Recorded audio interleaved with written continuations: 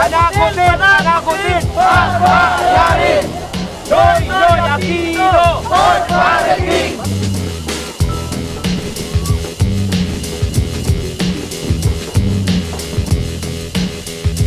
Today on Rappler, on National Heroes Day, thousands march in Manila to protest what remains of the pork barrel system. While pro-Aquino groups push to continue President Aquino's reforms.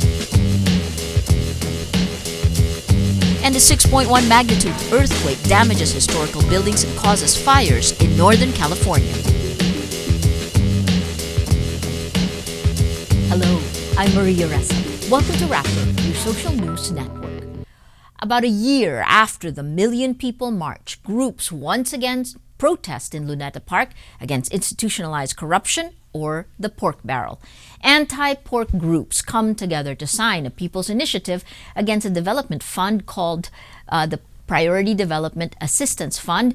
The initiative they're signing is Stand Up, Sign Up. The Countrywide Development Fund is seen as the epitome of a corrupt system where legislators can funnel millions of pesos to bogus NGOs for a cut of public money. Some of the groups and individuals who supported 2013's Million People March joined the People's Initiative. This comes after the People's Congress was launched in Cebu City last Saturday, where a proposal to abolish the pork barrel through a People's Initiative was introduced. The People's Initiative Against Pork Barrel also says despite the Supreme Court declaring the fund unconstitutional, the system still survives through the President's discretionary funds, including the 132 billion peso Malampaya Fund, the President's Social Fund, and the 449 billion peso Special Purpose Fund. Other issues also take center stage in the protest action. Protesters also oppose charter change and the possible lifting of term limits for presidents. Charter change became a flashpoint after President Benigno Aquino said he was reconsidering his views on term limits. Aquino's satisfaction and approval ratings have been at their lowest after the Development Fund controversy focused attention on the president's spending program. In the People's Initiative rally, Archbishop Oscar Cruz says people are complaining they've never been part of surveys conducted by the likes of Pulse Asia or SWS. Ilan sa inyo ang magbibigay ng approval rating sa Pangulo na 0? Wait. A group pushing to continue President Aquino's reforms hold parallel activities Monday. The Koalisyon ng Mamamayan para sa Reforma or Compre says it wants to ensure positive gains made under Aquino continue after 2016. Compre asks people to stand and hold the line when it comes to gains under the Aquino administration. Members of Aquino's cabinet attend the Compre launch in a show of solidarity for the president. Those attending include Interior Secretary Mar Rojas, Transportation Secretary June Abaya, Socioeconomic Planning Secretary Arsenio Balisacan, Presidential Advisor on Political Affairs Ronald Llamas, Presidential Spokesperson Edwin Lacerda, and Welfare Secretary Dinky Soliman. Rojas says with Aquino's support, the ruling Liberal Party commits to pass the Anti-Dynasty Bill. Lacerda also vows to pass the Freedom and Information Bill. Abaya, who was criticized for recent failures of the railway system, reiterates his promise of riding the MRT-3 to prove it's safe and promises the MRT-7 would be constructed in 2014. While Aquino's allies agree the government has to do more, they also emphasize the administration's accomplishments like the reproductive health bill, the impeachment of former Chief Justice Renato Corona, and the sin tax law. Compre was started by Aquino supporters. It has yet to endorse a candidate come 2016, but says it will support a candidate who will continue, quote, the straight and narrow path of the administration. After years of delay, the construction of the Metro Rail Transit Line 7 is expected to start before 2014 ends. San Miguel Corporation gets the green light for the construction of the 22.8-kilometer train line after it finally secured a performance undertaking from the Finance Department, representing a financial guarantee for the project. The train project will have 14 stations and is expected to serve 2 million commuters. It will start at Tala, Caloocan City and will end at and pass through Lagro and Fairview, Novaliches, Batasan, Diliman, Philcoa, before ending at EDSA Corner North Avenue in Quezon City. Senators urge Makati businessmen and residents to speak up on the alleged corruption of Vice President Jejomar Binay and his family in Makati.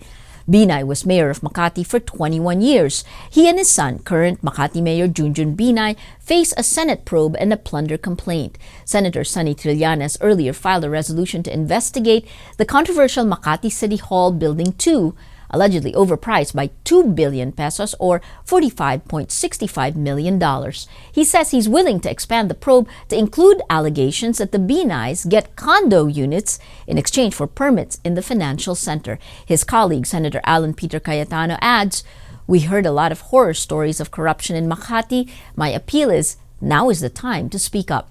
The Binays defend the allegedly overpriced parking building and reject the Senate inquiry, saying it's politically motivated. The country's biggest ship, BRP Alcaras, arrives in Australia. Alcaras crosses the equator as it sailed from the Philippines on August 17th and arrived on August 23. Its voyage to Australia is so far its longest overseas deployment. It is also the first time it's crossing the equator since it was commissioned as a Philippine Navy ship in 2013. The crossing the equator ceremony is a fun tradition among sailors that dates back thousands of years. The Philippines is one of 12 countries that will participate in the Kakadu 2014, one of the largest international maritime exercises that happens every 2 years. The War Games begin Monday until September 12th. One of the weakest in Asia, the Philippine Navy is upgrading its capabilities and training of personnel to have what it calls a minimum credible defense posture in the wake of escalating tensions in the South China Sea. A 6.1 magnitude quake strikes near American Canyon in Northern California, about 40 miles or 64 kilometers northeast of San Francisco. The tremor woke people up as far east as Sacramento and as far south as Santa Cruz. It severely damaged historic buildings in downtown Napa, cut off electricity, and sparked multiple fires across Napa, Sonoma, and Solano counties. Roads were closed after the earthquake shifted the ground and cracked highways. Nearly 100 aftershocks followed, and authorities warn of more aftershocks in the next 2 weeks. This is the first major earthquake to hit the San Francisco Bay Area in the age of social media, and the most powerful in 25 years. The 6.9 magnitude Loma Prieta earthquake caused widespread destruction in 1989. French President François Hollande orders his prime minister to form a new government following internal disputes over the country's economic policies. Prime Minister Manuel Valls submits his resignation after accusing Economy Minister Arnaud Montebourg of crossing the line in his attacks on the government's economic policies. Over the weekend, Montebourg criticized the austerity measures pursued by France and blamed Germany for imposing what it calls the trap of austerity across Europe. Hollande accepts Valls' resignation and orders him to form a new government by Tuesday. Thailand's revered king Bumidol Abdulyadesh formally endorses Army Chief General Prayut Chan-o-cha as prime minister. In May, Prayut seized power from former Prime Minister Yingluck Shinawatra after weeks of street protests. Just last week, Prayut was chosen uncontested as premier by a National Assembly made up mainly of members of the military. He will remain head of the junta as the military appears to tighten its grip on power. A junta spokesman says Prayut will pick a cabinet and propose ministers for the king's approval in September. Britain's ambassador to the United States says officials are close to identifying the man who beheaded American journalist James Foley. A video posted last week showed a member of ISIS, or the Islamic State of Iraq and Syria, standing next to a kneeling Foley. In a CNN report, linguists say the executioner spoke with a distinctly English accent. Based on his voice, the man sounds younger than 30, appears to have been educated in England, and to be from southern England or London. Britain's Foreign Secretary Philip Hammond said on Sunday, "It is an utter betrayal of our country, our values, and everything the British people stand for." An American journalist is freed in Syria nearly 2 years after he was kidnapped. Al Jazeera reports Peter Theo Curtis was handed over to UN peacekeepers who turned him over to the U.S. government. Curtis was captured in October 2012 and was reportedly held by the group Al-Nusra Front or by its allies. Let's now look at Rappler's Wrap for today, a list of the 10 most important events around the world you shouldn't miss. At number 6, Faced by a tech-savvy ISIS, what is Twitter's responsibility?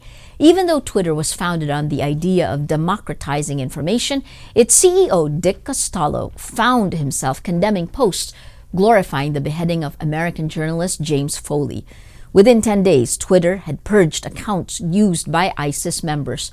Analyst Max Abrams says the company is becoming more aggressive in choosing what its members see and whether a particular message can spread.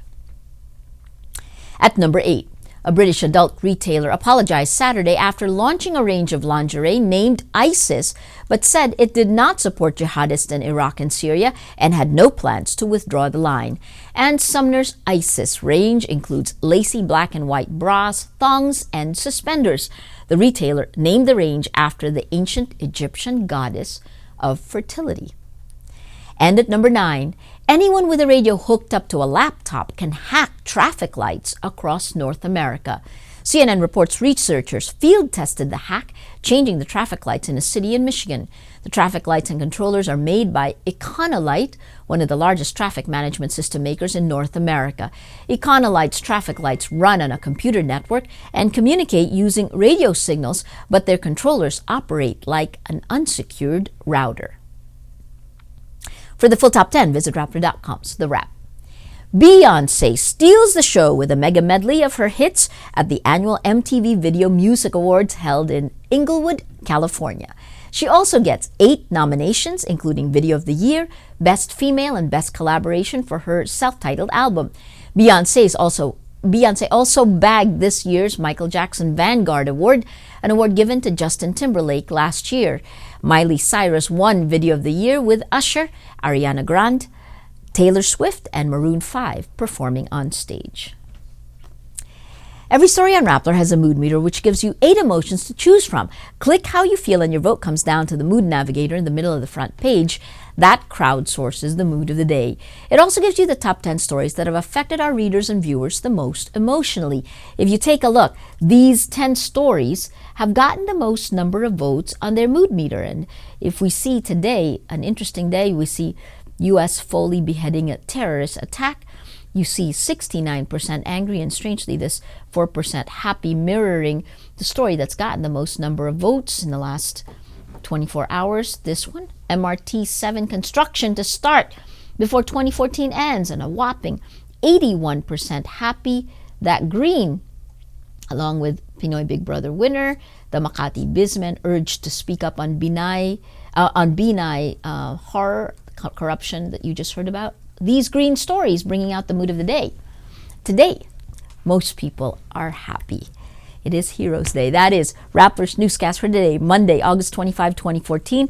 Visit Rappler.com and watch our newscast Monday to Friday. Tell us how you feel on our mood meter and help us crowdsource the mood of the day. I'm Maria Ressa. As we say at Rappler, tomorrow begins today.